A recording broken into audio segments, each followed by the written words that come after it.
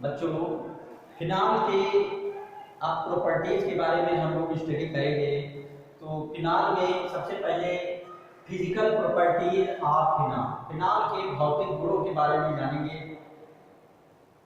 Pure phenol is a colourless crystalline salt. It melts at 42 degree Celsius and boils at 182 degree Celsius.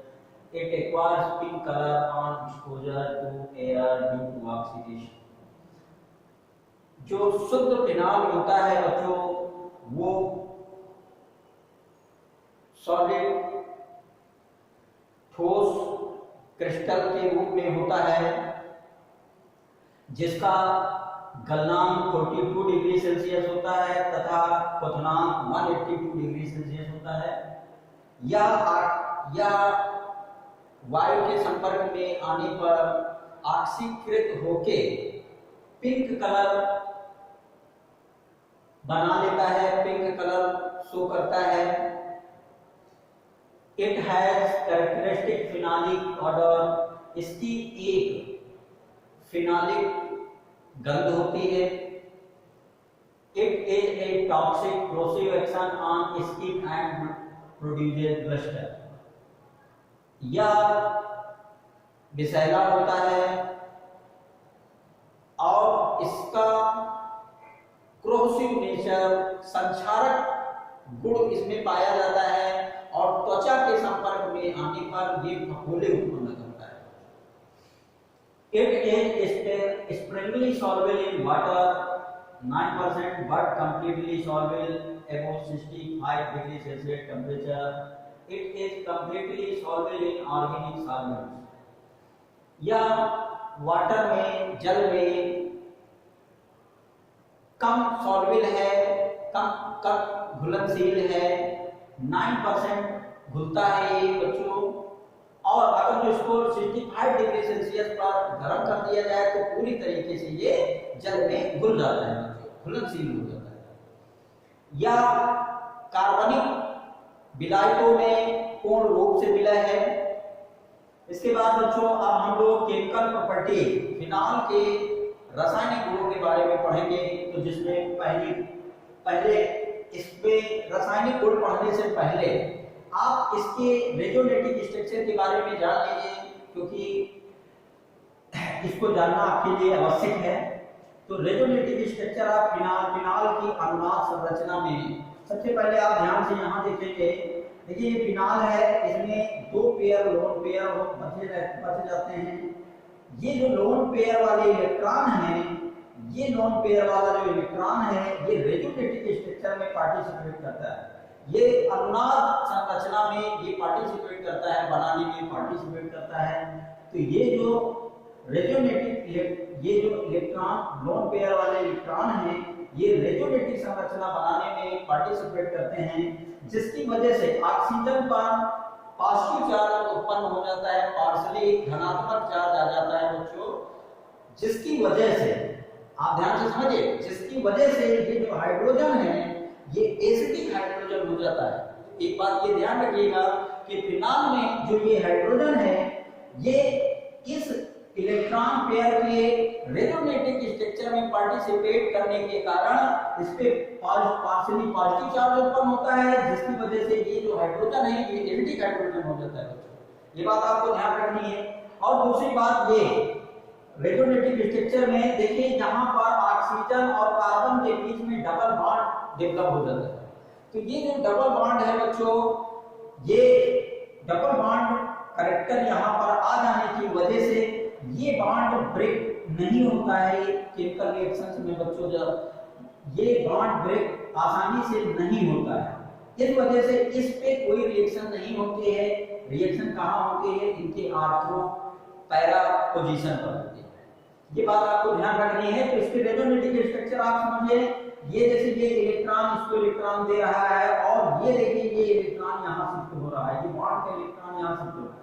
इस तरीके से बच्चों देखिए इस पे प्लस चार्ज आ गया और यहाँ पर डबल बॉन्ड कैरेक्टर शो होने लगा, और यहाँ पर देखिए ये इलेक्ट्रॉन एक माइनस चार्ज आ गया, ये इलेक्ट्रॉन इसको दे रहा है। तो अब फिर इसी तरीके से ये इलेक्ट्रॉन इसको देंगे और ये आगे शिफ्ट होंगे। इसी तरीके से बच्चों देखिए इसमें अब यहाँ माइनस चार्ज आ जाएगा, ये इसको इलेक्ट्रॉन देंगे और ये आगे शिफ्ट होंगे, ये देखिए इस तरीके से। अब ये फिर या इसको इलेक्ट्रॉन देंगे और ये फिर अपनी प्रॉपर पोजीशन पर आ जाएंगे। जैसे था स्ट्रक्चर फर्स्ट वाली, वैसे ही ये स्ट्रक्चर डेवलप हो जाएगा। तो बच्चों इसमें देखिए ये रेजोनेटिव जो स्ट्रक्चर है, इसमें जो ये लोन पेयर वाले इलेक्ट्रॉन हैं ये रिंग में डीलोकलाइज्ड हो रहे हैं।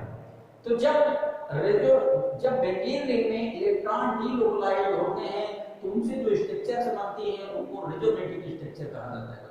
ये बात अनुनाद संरचना कहा जाता है। बच्चों ये बात आपको ध्यान रखनी है।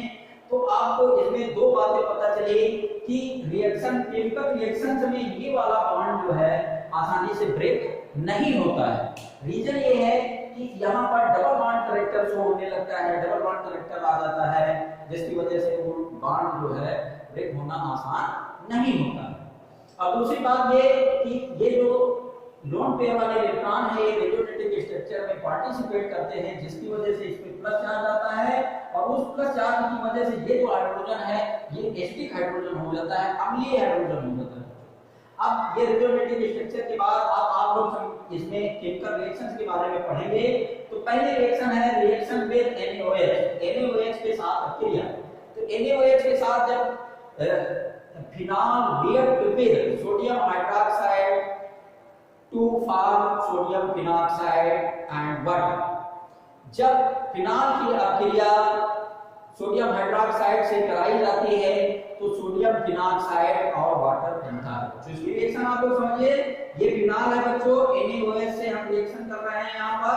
तो देखिए यहाँ पर ये H2O निकल जाता है बच्चों, H2O निकल जाता है, Na यहाँ लग जाता है, ये देखिए इसको सोडियम फिनॉक्साइड कहते हैं और H2O बनता है। तो मेन प्रोडक्ट इसमें बनता है सोडियम फिनॉक्साइड, ये आपको ध्यान रखना है। इसके बाद नेक्स्ट रिएक्शन है reaction with electropositive metal sodium और पोटेशियम, विद्युत धनात्मक धातुओं के साथ अभिक्रिया। तो विद्युत धनात्मक धातुओं के साथ जब फिनॉल रिएक्ट करेगा तो इसमें भी sodium salt of phenoxide, sodium phenoxide बनेगा बच्चों, ये बात आपको ध्यान रखनी है। तो फिनॉल रिएक्ट विद सोडियम और potassium to form sodium phenoxide and H2 gas इसमें रिलीज होगी बच्चों। ये इसकी रिएक्शन आप लोग समझिए, ये फिनॉल है बच्चों, देखिए यहाँ पर 2Na से हम रिएक्ट कर रहे हैं तो यहाँ से 2H2 देखिए बच्चों ये निकल रहा है और 2Na यहाँ लग जा रहा है, देखिए ये बन गए सोडियम फिनॉक्साइड बन गए बच्चों। इस तरीके से मेन प्रोडक्ट सोडियम फिनॉक्साइड इसमें भी बनता है और H2 रिलीज होता है इसमें। नेक्स्ट रिएक्शन है रिडक्शन, अपचयन। इसको ध्यान से आप लोग समझेंगे। अपचयन में क्या होता है बच्चों कि when phenol vapour passed over heated zinc dust और रिएक्ट विद